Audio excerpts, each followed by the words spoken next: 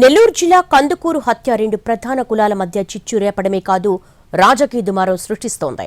వరుసబెట్టి అన్ని పార్టీల నేతలు పరామర్శలు చేస్తుండడం ఉద్రిక్తతలకు దారితీస్తోంది.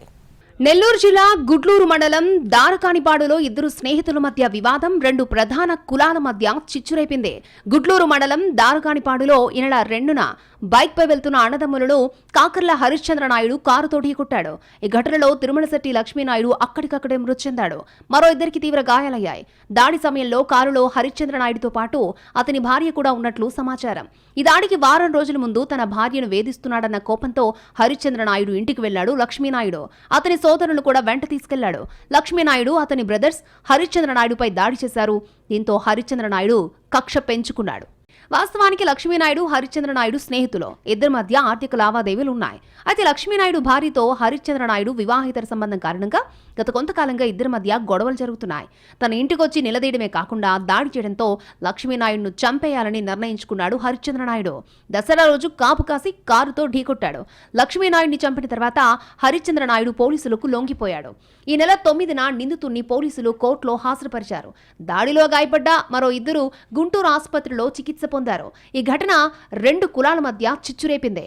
అధికార విపక్ష నాయకులు వరుసపెట్టి బాధిత కుటుంబాన్ని పరామర్శిస్తూ ఉండడంతో రాజకీయంగానూ దుమారం రేగుతోంది. నెల్లూరు జిల్లా గుడ్లూరు మండలం దారకానిపాడులో బాధిత తిరుమలశెట్టి లక్ష్మీనాయుడు కుటుంబాన్ని పరామర్శించారు వైసీపీ నేత జక్కంపూడి రాజా. రాష్ట్రంలో అరాచకం తాండవిస్తోందని, ఎన్నికల కౌంటింగ్ పూర్తి కాకుండానే మొదలుపెట్టిన దమనకాండ ఇంకా కొనసాగుతోందని అన్నారు. ఆ కుటుంబానికి న్యాయం చేయండి, వారికి అన్యాయం జరిగింది కాబట్టి ప్రభుత్వం తక్షణమే స్పందించాలి అనేటువంటిది మాత్రమే అడుగుతా ఉన్నాం. దీనికి కూడా పోలీసులను పెట్టి మీరు వెళ్ళకూడదు, ఒకరే వెళ్ళాలి, ఇద్దరు వెళ్ళాలి, ఈ రిస్ట్రిక్షన్లన్నీ ఎటు వెళ్తున్నాం మనం? అసలు భారతదేశంలో ఉన్నామా?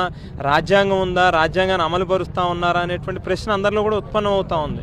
దారకానిపాడులో దారుణ హత్యకు గురైన లక్ష్మీనాయుడు కుటుంబాన్ని పరామర్శించారు బీసీవై పార్టీ అధినేత రామచంద్ర యాదవ్. అధికార మదంతో ముగ్గురు యువకులను హత్య చేయడానికి ప్రయత్నం చేశారన్నారు. పోలీసులు కేసును నీరుకార్చే ప్రయత్నం చేస్తున్నారని ఆరోపించారు. బాధిత కుటుంబాన్ని మంత్రులు నారాయణ, అనిత పరామర్శించారు. రోజు గవర్నమెంట్ కూడా చాలా కంపల్సరీగా ఈ బాధిత మహిళకి, సుజాతకి కంపల్సరీగా న్యాయం జరగాలి, అదేవిధంగా వాళ్ళ తల్లిదండ్రులు కూడా న్యాయం జరగాలని దృక్పథంతో ఈరోజు అందరూ కూడా పనిచేస్తున్నాం. అతను కూడా హత్యకు ప్రేరేపించారు అన్న సంగతి తెలుసుకొని తండ్రిని కూడా ఇమీడియట్గా కస్టడీలోకి తీసుకొని వాళ్ళిద్దరినీ కూడా ఇప్పుడు రిమాండ్కి పంపించడం జరిగింది. ఘటనపై రాజకీయ దుమారం లేవడంతో సమగ్రంగా విచారించాలని ప్రభుత్వం నిర్ణయించింది. 3 పార్టీల నేతలను బాధిత కుటుంబం దగ్గరకు వెళ్లాలని సూచించిన సీఎం చంద్రబాబు హత్యకు కారణాలు, పోలీసు విచారణ, తీసుకున్న చర్యలు, బాధిత కుటుంబానికి సాయంపై సమగ్ర నివేదిక ఇవ్వాలని ఆదేశించింది. ఇది భార్య, బిడ్డల, తల్లిదండ్రుల ఆవేదనని, రాజకీయం చేయొద్దని అధికార పార్టీ నేతలు పిలుపునిచ్చారు. మొత్తానికి కందుకూరు హత్య కులాల చిచ్చుతో పాటు రాజకీయంగానూ అలజడి రేపుతోంది.